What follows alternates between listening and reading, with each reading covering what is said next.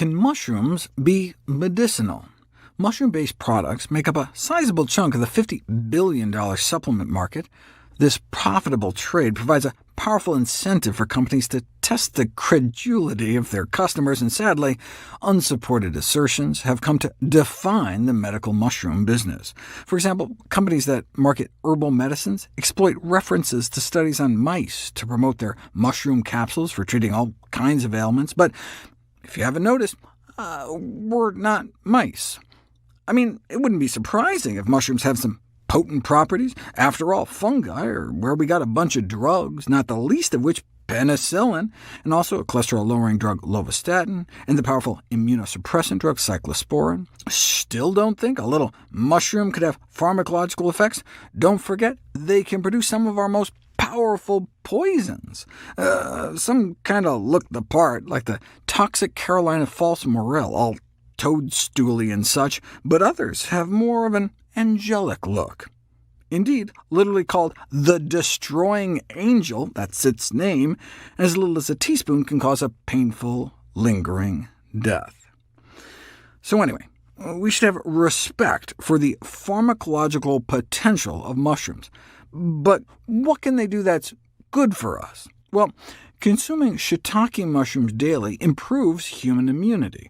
Giving people just 1 or 2 dried shiitake mushrooms a day, about the weight equivalent of 5 to 10 fresh ones, for 4 weeks, resulted in an increase in proliferation of gamma-delta T lymphocytes and doubled the proliferation of natural killer cells.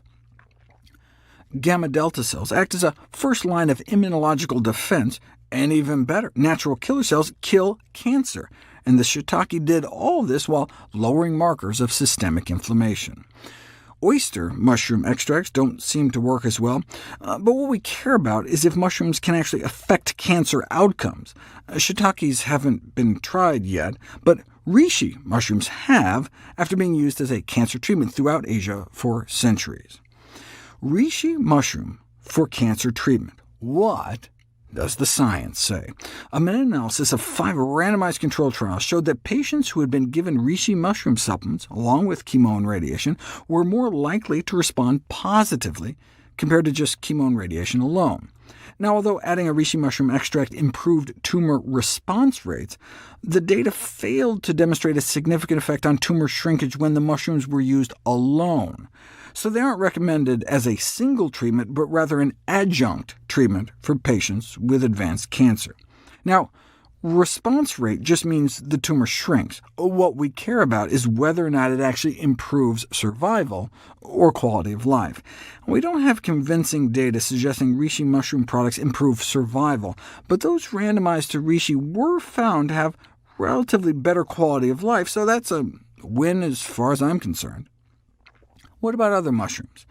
Although whole shiitake mushrooms haven't been tested yet, there's a compound that's extracted from shiitakes called Lentinula, which is said to have completely inhibited the growth of a certain kind of sarcoma in mice. But in actuality, it only worked in 1 single strain of mice and failed in 9 others. So are we more like the 90% of mouse strains in which it didn't work? We need human trials, and we finally got them. There are data on nearly 10,000 cancer patients who have been treated with the shiitake mushroom extract injected right into their veins. What did the researchers find? We'll find out next.